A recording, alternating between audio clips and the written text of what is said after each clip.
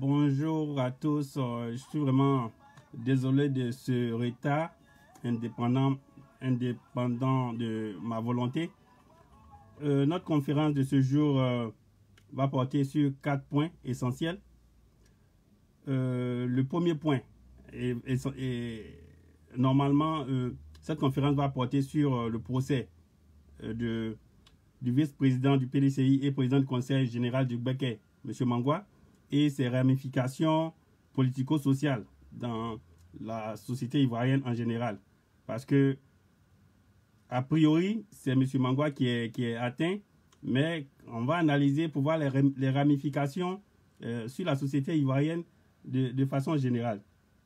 En deuxième point, on va étendre à partir des leçons de M. Mangwa, comment tirer des leçons pour l'opposition en général. En troisième point, au-delà de notre opposition même, quelles sont les ramifications sécuritaires pour l'Ivoirien lambda? Parce que c'est un citoyen, c'est un homme politique qui est visé, mais qu'en est-il du citoyen lambda? Quelles en seront les conséquences sur le citoyen lambda? Et en quatrième point, eu égard aux menaces que nous constatons, on n'a pas pu anticiper qu'on descendrait si bas, et donc eu égard à ces menaces-là, on va anticiper sur les autres types de menaces, auxquelles les opposants et les Ivoiriens en général sont exposés, notamment les pièges par téléphone mobile. Donc, je vais vraiment merci à Madiam de nous suivre. Et donc, en quatrième point, on va voir à partir de la méthode dont ce régime procède, comment le citoyen lambda doit se protéger au niveau de son téléphone mobile. Parce qu'on a nos téléphones mobiles 24 heures sur 24, on est tout en train de pianoter.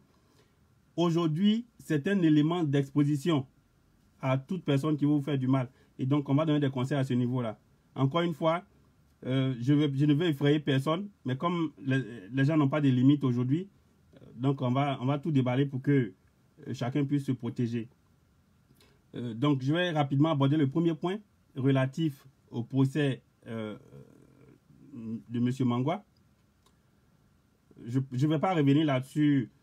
Des magistrats, des avocats se sont prononcés sur le fait que, normalement, il appartient à la justice de prouver la culpabilité de la personne qui a accusé et non pas la personne qui a accusé d'apporter la preuve qu'elle est innocente. Et cette manière de condamner M. Mangwa, encore une fois, je vais le démontrer dans les minutes qui suivent, va toucher la société au plus profond d'elle-même. Cette condamnation va toucher l'équilibre même de notre société. C'est très important. Encore une fois, à partir de M. Mangwa, c'est toute la société ivoirienne qui est touchée et on va y revenir. Alors, rapidement, je vais rapidement finir avec encore le procès de M. Mangwa parce que le verdict est tombé. Donc, justifier ne sert plus à rien. Ils ont atteint leur objectif. Mais la leçon à retenir, c'est quoi? C'est que il y a un fou dans l'affaire. Il y a un fou dans l'affaire parce que quoi? M. Mangwa a été informé depuis les États-Unis de ce que les armes ont été découvertes à son domicile. Alors, si M. Mangwa a véritablement entreposé les armes à son domicile, bonjour à Aristide Blessing, bonjour à Moto Ignace Okere. Et donc, si M. Mangwa bonjour à Jacques Roger, pour me répondre, si M. Mangwa a véritablement entreposé les armes chez lui au village, et que c'est après s'être rendu aux États-Unis qu'il aurait manigancé avec son vigile pour aller déclarer les armes chez lui, pourquoi serait-il rentré en Côte d'Ivoire pour se faire condamner? La question mérite d'être posée. Parce que la démarche habituelle et normale pour tout être, c'est de créer un grabuge ou alors de commettre une faute et de fuir à l'étranger et puis laisser les poursuites commencer, monter un dossier de demande de réfugiés et puis rester à l'étranger. Alors pourquoi, alors qu'il s'il est coupable, pourquoi aurait-il quitté la Côte d'Ivoire, venir ici? Il sait qu'il est poursuivi et il retourne en Côte d'Ivoire. C'est la démarche d'un fou. C'est pour ça que ma première question, c'était de savoir si en Côte d'Ivoire, on juge les fous maintenant. Et si le procureur et les juges pensent que M. Mangwa est vraiment coupable, c'est qu'ils sont en train de juger un fou. Manifestement, ce monsieur aurait besoin d'un examen psychiatrique. Parce que, encore une fois, être coupable de quelque chose, se savoir coupable de quelque chose, être à l'abri, derrière l'eau, très très loin, inaccessible par la justice, et puis venir s'y rendre, se faire prendre, et puis enfermer dans des prisons sombres de Boaké, je pense que c'est seul un fou ferait cela. Et donc, soit M. Mangwa est fou, et en ce moment-là, on l'emmène à Bergerville pour le soigner, ou bien il est innocent et puis on le libère. Maintenant, si ceux qui pensent vraiment qu'il est coupable, je pense que, je ne veux pas insulter la justice, mais ils ont un problème. Si les juges sont convaincus que M. Mangwa est capable de faire ça, c'est qu'il y a un problème à leur niveau. Parce que c'est l'un fou va quitter les États-Unis pour aller se faire emprisonner en Côte d'Ivoire, sachant qu'il est coupable de quoi que ce soit. Et donc, on va venir dans le juste milieu pour retenir que c'est un procès pour punir M. Mangwa pour son refus d'adhérer au parti au RDR unifié. Et donc, il est puni pour ce choix-là. C'est un procès abject, c'est un procès insensé et c'est une injustice, comme je le dis là, au-delà de M. Mangwa, va avoir des ramifications sur notre société en général. Je vais maintenant, à partir de là, tomber sur notre deuxième point, celui des dangers pour les opposants. Alors, aujourd'hui, l'opposant ivoirien, à quoi il doit s'attendre? L'opposant ivoirien doit pouvoir clôturer son jardin, je ne sais pas. Ça veut dire que votre pelouse là, de votre villa, votre résidence, vous devez la clôturer entièrement. Parce qu'aujourd'hui, n'importe qui peut vous balancer un sachet de cannabis ou une boulette de cocaïne. Et puis du coup, on vient, on dit non, monsieur, on a appris que vous faites trafic de drogue. Vous dites non, je suis étranger à tout ça. On dit bon, on va fouiller. Et puis on repère ça là où on a envoyé la personne jeter. Et puis vous prenez la charge de 10 ans, de combien d'années. Voilà. Donc c'est la porte ouverte aujourd'hui à toutes sortes d'abus. Aucun opposant aujourd'hui ne peut se sentir en sécurité en Côte d'Ivoire. Aucun opposant ne peut se sentir en sécurité. Et c'est d'autant plus grave pour la démocratie que on n'aurait pas pu imaginer cela de la Côte d'Ivoire. Mais hélas, c'est ce que nous constatons. Voilà. Et donc, je vais à partir de là tomber sur le troisième point. Encore une fois, je veux cette conférence très brève parce que je ne veux pas... c'est le week-end, je ne veux pas perdre le temps aux uns aux autres. Mais donc, à partir de là, je tombe sur notre troisième point, qui est les ramifications sécuritaires au niveau même de la société ivoirienne en général. Comment les citoyens ivoiriens, à partir de ce que je vais appeler la loi Mangwa, ou bien la jurisprudence Mangwa, comment l'Ivoirien doit se comporter devant un objet trouvé. Je vois un portefeuille dans la rue. Est-ce que je le prends, je l'amène au commissariat, au risque d'être accusé d'avoir volé ce portefeuille à son propriétaire? Même si le propriétaire dit je l'ai perdu, bon, le policier peut décider que j'ai volé. Alors, je fais quoi? Je vais restituer ce portefeuille-là. Dans les pays, dans dans les bons pays, là, on récompense les citoyens qui viennent volontairement restituer les objets trouvés. En Côte d'Ivoire, aujourd'hui, à partir de la jurisprudence Mangwa, ça devient un danger. Ça devient un risque. Voilà. Alors, je continue. Quelqu'un va dans la broussaille ou bien une maison abandonnée pour faire je ne sais quoi. Il découvre des armes abandonnées. Ça arrive très souvent qu'on nous dit des armes ont été retrouvées dans une maison inachevée, dans une maison abandonnée, dans la broussaille. Celui qui découvre, il fait quoi? Il signale à la police pour dire j'ai vu ça. Et puis on lui dit non, si tu as vu ça, que ça t'appartient, on va t'arrêter. Prouve que ça ne t'appartient pas. Puisqu'aujourd'hui, quelqu'un peut voler et puis aller porter plainte contre lui-même. Donc vous découvrez, vous êtes coupable. Voici les ramifications sociales de la jurisprudence Mangwa, comme je le dis là. Voici les ramifications. Et donc, M. Mangwa est visé, mais voici où ça amène. Et l'arme, ou la machette, ou le poignard que quelqu'un va voir et qu'il aura peur d'aller dénoncer à la police parce qu'il a peur d'être accusé d'en être le propriétaire, il va l'abandonner. Alors, si une mauvaise main vient prendre, que ce soit le pistolet, que ce soit la machette, je ne sais quoi, mais si un gangster vient et prendre ça, qui va tuer? On ne sait pas. Le gangster ne demande pas le parti politique avant d'attaquer. Donc, on amène une règle pour condamner Mangwa, mais voici les conséquences. Vous voyez un pistolet quelque part, vous laissez, vous fuyez. Parce que si vous signalez à la police, on va vous accuser d'en être le propriétaire. Et vous allez faire 10 ans, 20 ans de prison. Donc, vous voyez, vous laissez. Voici un peu, comme je le dis, les conséquences de la jurisprudence Mangwa. On va tous trinquer. Tout le monde va payer le prix de ça là. Aujourd'hui, je me demande quel est l'état d'âme de notre police, de nos commissaires qui collaborent avec la population. Parce que toutes les polices au monde ne peuvent être efficaces que si elles bénéficient de la collaboration de la population. Y compris les pays qui ont les grands moyens comme les États-Unis. C'est la population qui aide la police. Parce que les policiers ne peuvent pas être partout.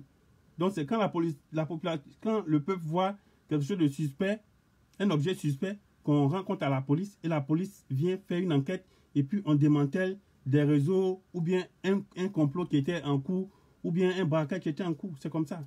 Mais aujourd'hui en Côte d'Ivoire, vous dénoncez, vous êtes complice ou bien vous êtes co-auteur. Voilà. On va dire que quelqu'un est porté disparu. Vous partez quelque part, vous voyez un cadavre dans la broussaille. Vous faites quoi? Vous allez à la police, vous dites, vous avez vu le corps, au risque qu'on vous accuse d'être le criminel. Bon, c'est trop de choses comme conséquence pour la Côte d'Ivoire. Il faut que nos politiciens sortent de leur égoïsme et qu'ils aient une vue un peu plus globale de la vie sociale. Parce que quand on pense à soi-même, les intérêts individuels sont momentanés parce qu'on est appelé à ne plus être là où on est, à un moment où on est. Mais les dégâts qu'on cause à la société, c'est sur des décennies. Aujourd'hui, on veut créer la psychose. On veut que l'opposant ivoirien ait le choix entre la prison et adhérer au RHDP. Voici l'équation qu'on donne aux opposants. Parce qu'à tous les coups, on veut vous piéger, on va vous piéger. Vous pouvez garer votre voiture pour entrer dans un magasin, on peut venir mettre une boulette derrière votre pneu et puis on vient retrouver et puis vous dites non, je n'en sais rien. On dit non, c'est en bas de votre pneu, c'est que c'est vous qui avez caché là-bas. Bon, je veux dire, à ce jeu-là, personne ne peut s'en sortir. À ce jeu-là, personne ne peut s'en sortir. Aucun opposant ne peut s'en sortir aujourd'hui avec ce système-là. Vous ne pouvez pas couvrir toute votre résidence comme un stade. Non seulement c'est coûteux, mais je ne sais même pas comment vous allez le faire. C'est impossible. Mais même si vous couvrez votre résidence, comme je l'ai dit, vous allez prendre votre voiture, vous allez vous déplacer. On peut toujours cacher une boulette de cannabis ou bien un petit sachet de cocaïne quelque part en bas de votre voiture ou bien dans le coin de votre mur. Quelqu'un va venir retrouver et puis vous êtes accusé. Et le juge aujourd'hui qui ceux qui sont à la sorte du pouvoir vont dire, bon, prouvez que la boulette ne vous appartient pas, prouvez que le sachet de cocaïne ne vous appartient pas. Voilà où on en est. Et donc tout le monde est exposé. Et encore une fois, sans collaboration de la population, aucune police ne peut être efficace. Donc ça va poser un problème de collaboration entre la police ivoirienne et le citoyen. Parce que les gens auront peur d'aller dénoncer ce qu'ils voient. Et c'est lorsque le citoyen remet une âme retrouvée, une âme qui traîne, ou une âme dissimulée quelque part, que le bandit a l'intention d'aller récupérer après. C'est lorsque le citoyen informe la police qu'on enlève ces armes-là, que les braquages peuvent diminuer, que les meurtres peuvent diminuer. Mais si le citoyen voit et qu'il s'était, parce que si je vais dire à la police, on va dire peut-être que c'est moi qui ai caché ça là-bas. Le bandit revient, il récupère son arme. Et quand il va dans la ville, qui va braquer, qui va tuer? Il ne demande pas carte des partis politiques avant de tuer. Et donc, tout le monde est exposé. Tous les Ivoiriens sont exposés. Et donc, il y a des chapelles qui se réjouissent parce que, bon, M. Mangwa est en prison, mais encore une fois, les conséquences de l'emprisonnement, de ce procès-là, vous ne savez pas en quoi ce procès-là peut toucher votre famille. Parce que comme je le dis là, c'est la lutte contre la criminalité maintenant qui est touchée. C'est la lutte contre le grand banditisme qui est touchée. Quelqu'un voit une arme dans la broussaille, vous laissez et puis vous rentrez chez vous. Vous n'en parlez même pas, vous tremblez à la limite parce que vous avez peur qu'en allant dire aux policiers, on vous dise que vous en êtes le propriétaire. Voilà. Voilà. Donc, tout le monde est exposé. Je ne sais pas combien de temps ça va durer pour la Côte d'Ivoire, mais aujourd'hui, allez dénoncer. Ça vous rend coupable. Donc, vous voyez un danger, vous vous taisez. Vous voyez une arme, vous vous taisez. Vous voyez un cadavre en putréfaction dans une maison abandonnée ou bien dans la broussaille. Vous dites rien pour que cette personne-là soit récupérée et puis enterrée dignement. Vous ne pouvez pas aller signaler à la police. Parce qu'on va vous donner de justifier que ce n'est pas vous qui avez tué la personne et puis vous êtes venu vous dénoncer après, à partir de la jurisprudence Mangwa. Voilà. Donc Mangwa est visé, mais c'est des milliers, des centaines d'Ivoiriens qui vont être impactés, comme on le dit. Oui, bonjour à Anthony Vasquez. Et donc, voilà, c'est ce que je tenais à dire. C'est vraiment dommage où la Côte d'Ivoire s'en va. C'est vraiment dommage. C'est vraiment dommage. On ne peut pas pousser l'égoïsme et la méchanceté au point de désagréger entièrement une société. C'est notre capacité même à rendre service aux uns aux autres qui est touchée. Parce que comme je le dis là, je vois un portefeuille à terre. Au lieu de l'amener au commissariat pour qu'on retrouve le propriétaire, bon, je laisse là. Parce qu'on va me dire, mais on va me traiter de pickpocket. On me dira, le juge est capable de dire que j'ai volé le portefeuille et je viens déclarer. À partir de Mangwa, c'est comme ça qu'on va raisonner. Voilà. Et donc, c'est les leçons que je voulais rappeler suite au procès Mangwa, avec toutes ces conséquences-là que je suis en train d'énumérer. Je ne peux pas être exhaustif ici parce que, bon, le temps que je me suis donné n'est pas assez. Voilà. Et donc, rapidement encore, je vais aborder mon quatrième point. Quatrième point qui est relatif à comment éviter justement les pièges sur nos mobiles. Comme je le dis là, je n'ai pas imaginé que la politique ivoirienne allait arriver à ce niveau extrême de bassesse, à ce niveau criard de méchanceté où on veut vraiment détruire son prochain. Et donc, je vais donner quelques conseils parce que je sais que tel que les choses s'en vont, les opposants en général, et encore une fois, mes conseils ici, ça applique surtout aux opposants. Je m'adresse aux opposants, mais tout citoyen qui veut se protéger peut appliquer ces conseils-là aussi. Voilà. Et donc, aujourd'hui, les mobiles, téléphones mobiles, tablettes, sont devenus des éléments d'exposition au danger, des éléments de risque même de nos vies. Et donc, les conseils que je vais donner, je vais être très bref, je ne vais pas rentrer dans l'aspect technique, je vais donner simplement les réflexes que les Ivoiriens et tout le monde doit avoir en général. Et donc, le premier réflexe, c'est que n'ouvrez pas des liens. N'ouvrez pas des liens dont vous n'êtes pas sûr. C'est-à-dire, au niveau de WhatsApp, Facebook, Viber, Imo et j'en passe. Donc, toutes ces applications-là, tous les liens qu'on vous envoie là-dedans, ne les ouvrez pas. Si vous voulez les ouvrir, copiez le lien et allez l'ouvrir dans un navigateur, soit Chrome, Internet Explorer ou bien Safari.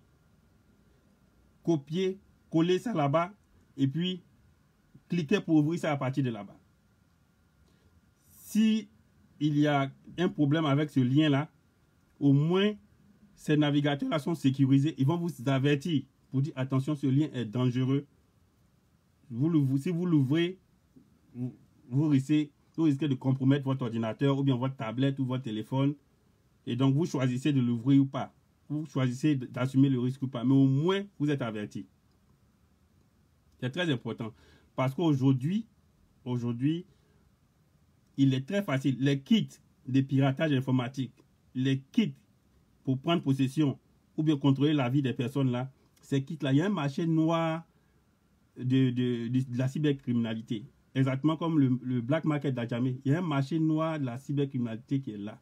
Ce n'est pas un espace physique que tout le monde voit, mais les connaisseurs savent comment se connecter, comment accéder à ce marché-là. Et puis, il y a un logiciel pour tout que vous pouvez personnaliser. C'est-à-dire que vous pouvez l'acheter à l'état brut et puis le personnaliser. Voilà, en fonction de l'objectif que vous voulez atteindre. Vous le personnalisez et vous pouvez le cacher sous un lien et puis envoyer. Et dès que, par exemple, si quelqu'un veut contrôler ma vie, parce qu'il y a dans ces logiciels-là, il y en a qui sont codifiés pour activer automatiquement votre microphone et votre caméra chaque fois que vous allumez l'écran de votre téléphone. Et donc, ce logiciel espion-là, il y a son patron qui est assis quelque part devant son ordinateur. Et dès que vous activez votre téléphone, le logiciel, si vous êtes connecté sur l'Internet, le logiciel lui signale que vous êtes actif et automatiquement, il active votre microphone et votre caméra et tout ce que vous faites est filmé. Vous ne pouvez pas savoir, mais tout ce que vous faites, tout ce que vous dites sera filmé et il y a quelqu'un là-bas qui enregistre ça. Comme je le dis pour les opposants, parce que c'est eux qu'on peut piéger et puis détruire leur vie en un rien de temps. À partir des méthodes que je vois aujourd'hui, je suis obligé de donner ces conseils-là pour que les Ivoiriens en général et les opposants en particulier fassent très attention. Donc, je reprends les liens, tous les liens qu'on s'envoie sur WhatsApp, Facebook, toutes les plateformes des réseaux sociaux. Eh bien, si vous n'êtes pas sûr de ces liens et vous ne pouvez pas être sûr parce que généralement, vous ne savez même pas qui a construit ces liens-là, évitez de cliquer là-dessus. Effacez ça immédiatement. Si vous pouvez vous en passer, passez-vous de ces liens-là, détruisez ça. Parce que des liens, ça peut être un logiciel espion qu'on a demandé à quelqu'un de vous envoyer. Généralement, même si vous êtes méfiant, on passera par un proche, on passera par le chauffeur, on passera par la bonne, on passera par le neveu, on passera par la nièce. Toute personne qui est proche de vous, qui communique avec vous, eh bien, si vous êtes méfiant, on passera par cette personne-là. Parce qu'on sait qu'on jouera sur la confiance que vous avez avec cette personne-là. Et c'est par cette personne-là qu'on fera passer le logiciel à tonton ou bien tanti. On m'a envoyé tel truc là, c'est intéressant, je te balance ça. Et comme vous êtes méfiant, mais vous avez confiance dans la personne, vous ouvrez. Et vous ouvrez, vous êtes infecté. Vous étant la cible, eh bien, le commanditaire avec son cybercriminel, ils sont là-bas. dès que vous activez votre téléphone, eh bien, ils sont là-bas, ils regardent tout ce que vous faites. Ils enregistrent, après ils vont faire le tri. Ce dont ils ont besoin pour vous détruire, ils vont enregistrer. On approche de 2020, donc c'est pour ça que je donne ces conseils-là. Je sais que c'est des moyens qui seront utilisés parce que de plus en plus, c'est des moyens qui sont courants. Et comme j'ai vu que le pouvoir ivoirien ne recule devant rien pour détruire l'opposition, donc je suis obligé de donner ces conseils-là. Autre chose, les applications qu'on télécharge sur Play Store ou bien Apple Store, eh bien, ces applications-là aussi, il faut s'en méfier. Il faut s'en méfier parce que, et surtout les applications locales, les applications qu'on utilise à Abidjan et tout ça. Je n'ai rien contre une entreprise qui opère à Abidjan. Je ne veux pas compromettre les affaires de quelqu'un qui est à Abidjan. Mais je dis, les applications qu'on télécharge sur Play Store et qu'on utilise sont des vecteurs de code malicieux en fonction des besoins. Je m'explique. Lorsque vous voulez installer par exemple une application dans votre téléphone, eh bien, il y a des permissions. Lorsque dans le contrat qu'ils ont avec Play Store s'assure que les permissions qu'ils demandent là, autorisation d'accéder à votre microphone, autorisation d'accéder à votre caméra et tout ça, à la limite, ils signent un accord pour dire qu'ils ne vont pas faire une mauvaise utilisation de ça. Voilà. Donc, vous allez télécharger l'application. Mais dans les mises à jour maintenant, le concepteur de l'application peut ajouter des codes malicieux que Play Store ne contrôle plus. Parce qu'une fois qu'ils ont le premier agrément pour installer le logiciel, les mises à jour là, ils ne contrôlent plus. Voilà. Et c'est en ce moment-là que les gens introduisent les codes espions en fonction des objectifs.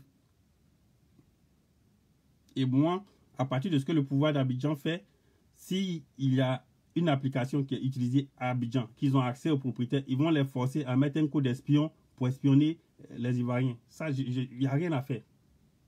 Il n'y a rien à faire.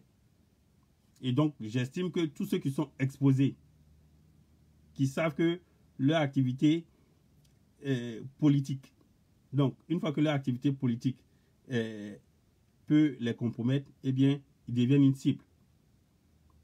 Et à cela, j'ai dit, les applications vraiment qui ne sont pas sur celui-là, il vaut mieux ne pas les utiliser. Voilà. Encore une fois, je n'ai rien contre une application, je ne vais même pas mentionner une application, mais j'ai dit, c'est des vecteurs aussi de code malicieux à partir desquels vous pouvez être surveillé. On peut mettre un code dedans pour que, encore une fois, votre microphone et votre caméra s'activent automatiquement. Soit à tout moment quand eux ils veulent, soit ils codifient ça pour que dès que vous déroulez votre téléphone, il commence à enregistrer. Et il y a quelqu'un là-bas qui écoute, qui enregistre tout. Et donc, c'est ce conseil-là que je voulais donner. Ça va être un aspect d'attaque contre les opposants. Ça, j'en suis sûr. Donc, je donne ces conseils-là pour que les opposants puissent se méfier. Voilà. Aujourd'hui, là, avec ce que je vois là, il n'y aura pas de limites. Il n'y aura pas de limites. Et donc, il appartient à chacun de se protéger. Donc, à l'approche des fêtes, surtout les messages qu'on envoie avec un lien à ouvrir, je précise que ce n'est pas parce que vous avez reçu un lien sur Facebook que si vous cliquez dessus, vous êtes en sécurité. Facebook est comme l'autoroute. Quand on vous envoie un lien, vous avez le lien, vous êtes sur l'autoroute. Dès que vous cliquez le lien, c'est comme si vous sortez de l'autoroute. Donc là, Facebook ne contrôle plus. Donc, si ce lien-là s'ouvre, qui vous amène chez un cyberpirate, ou bien il vous expose à un cyberpirate, Facebook ne contrôle plus. C'est pour ça que je demande de copier le lien dans un navigateur, parce que les navigateurs, au moins, eux, ils contrôlent.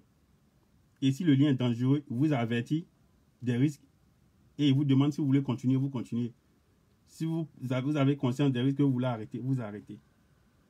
Mais si vous cliquez directement sur le lien, soit dans Facebook, soit dans Viber, soit dans WhatsApp, il vous amène directement là où le lien veut vous amener. Et donc, en s'ouvrant, il peut permettre aux pirates de télécharger automatiquement leur code malicieux dans votre téléphone. infecter votre téléphone. Et à partir de là, eh bien, comme je le dis, tout se passe. S'il veut surveiller votre téléphone, il surveille, il peut activer votre caméra, il peut faire tout ce qu'il veut. Et donc, je veux éviter qu'à l'approche des élections, des choses sortent avec des enregistrements de conversation. Bon, ça, vous avez déjà l'exemple d'enregistrement de conversation et tout ça. Ou bien des images compromettantes de personnes. Parce que le téléphone est tellement intime que même devant notre nudité, on peut avoir le téléphone à côté. Et si par malheur, quelqu'un a activé votre caméra, vous voyez, c'est une carrière politique qui est détruite, c'est des familles qui sont détruites. Et donc, c'est pour ça que je donne des conseils là. Voilà ça. Voilà. Émile Tarot, il me demande si je me reproche quelque chose. J'ai dit, je suis en train de donner des conseils. C'est des conseils que je suis en train de donner pour tout le monde. Ce n'est pas parce que je me reproche quelque chose, c'est quelque chose qui existe, c'est une pratique qui existe. Voilà. Et comme en Côte d'Ivoire, l'heure est à abattre les adversaires. Donc, tous les moyens auxquels les uns et les autres sont exposés, bon, je présente ces moyens-là. Les risques auxquels les gens sont exposés, je présente ces risques-là. Ça ne veut pas dire forcément que je me reproche quoi que ce soit. Je ne me reproche rien absolument. Rien du tout. Je ne me reproche rien de la même manière que M. Mangwa ne se reprochait rien et puis il a quitté les États-Unis pour aller à Abidjan pour aller se faire enfermer là. C'est comme ça. J'ai le même état d'esprit que M. Mangwa quand il partait à Abidjan en toute confiance, sachant qu'il ne se reproche rien et puis on l'a mis en prison. Voilà. C'est comme ça. C'est comme ça. C'est pas parce qu'il me reproche quelque chose. Ce que j'ai dit là, vous faites des recherches là-dessus. Si c'est des choses qui n'existent pas, en ce moment-là, vous me répondez pour dire que moi, ça n'existe pas. Mais si ces dangers-là existent, c'est normal que j'informe les personnes qui ne savent pas et qui sont exposées. Voilà. Mais j'ai l'innocence de M. Mangwa aujourd'hui. Parce qu'on ne peut pas... Depuis avril, il n'a pas été au village. Donc, d'avril à fini septembre, octobre. Soyons sérieux. Il n'est pas allé au village.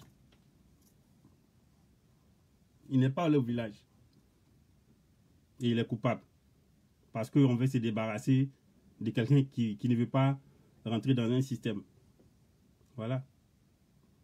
Et donc, comme je le dis, je vais rapidement me résumer, surtout côté sécurité mobile. Parce que, comme je le dis là, c'est le nouveau danger auquel on s'expose. Et donc, même les photos, j'ai oublié, même les photos, les images, les fleurs, les feux d'artifice sur lesquels on clique, ça s'ouvre joli et tout ça. Mais il faut vous en méfier. Parce que en bas de la photo, il peut y avoir des codes. Il peut y avoir des codes en bas de la photo, des codes qui disent j'accepte que tu accèdes à ma caméra, j'accepte que tu accèdes à mon microphone, j'accepte que tu me prennes des photos. Ça peut être caché en bas de la photo. Dès que vous cliquez, c'est comme si vous avez donné l'autorisation. C'est comme ça que le téléphone, lui, va réfléchir. Parce que le téléphone, pour lui, quand tu cliques, ça veut dire que tu as accepté. Et donc, on peut coucher une photo. Ça peut être la photo même de votre leader. Ça peut être la photo de Bédier. Ça peut être la photo de Babo. Ça peut être la photo de Blé Goudé. Ça peut être la photo de Soro qu'on met. Et puis, on vous dit, cliquez dessus si vous aimez Soro. Et vous cliquez. Et puis, peut-être, ça peut être une vidéo. Ça peut même être une vidéo où Soro... Bon, voilà. Mais en réalité, on a caché un code en bas. Et le leader ne contrôle pas qu'il aime pour pouvoir produire des choses pour sensibiliser les militants et tout ça. Hein. Le leader ne connaît pas. Donc, ça va circuler. Le leader, bon, ça lui fait plaisir que son image circule et que les gens aiment. Mais en réalité, ça peut être l'ennemi qui a produit ça et qui est en train de faire circuler pour infecter le maximum d'appareils de l'adversaire. Et en ce moment-là, ils ont, comme je le dis, un centre de contrôle quelque part pour filtrer les communications, avoir les images, ils font un tri, et ainsi de suite. Les élections d'aujourd'hui, c'est comme ça que ça se passe. Hein.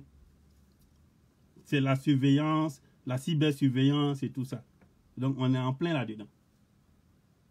Donc, pour anticiper, comme je le dis là, sur les risques auxquels les uns et les autres s'exposent, alors, à l'approche des fêtes là, faites attention à tous les feux d'artifice, toutes les photos, toutes les images, même à Saint-Valentin, les fleurs qu'on va emmener, il faut cliquer dessus, ça va s'ouvrir. Écrivez des mots réels, c'est mieux.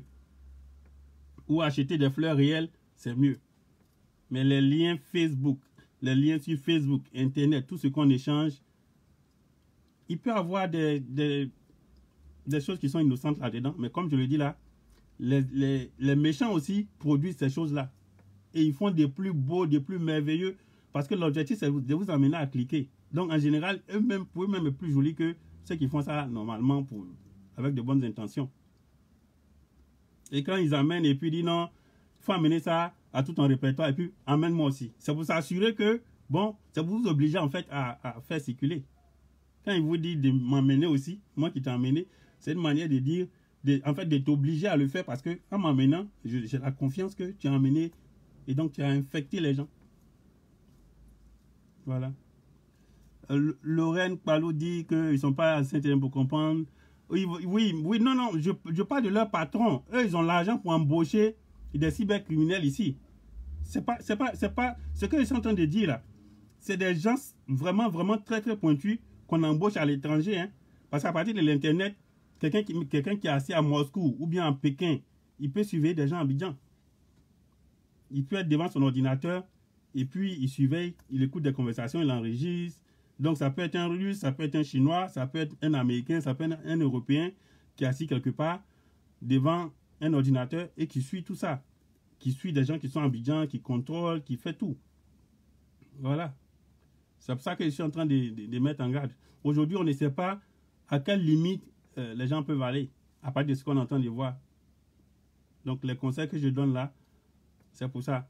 Faites très attention. Même dans votre vie ordinaire, faites attention. Parce que on est trop exposé avec les mobiles. On est hyper exposé. On est hyper exposé. On reçoit un lien, à peine on prend connaissance, on balance, on partage. Donc non seulement on peut s'infecter, on peut infecter les autres.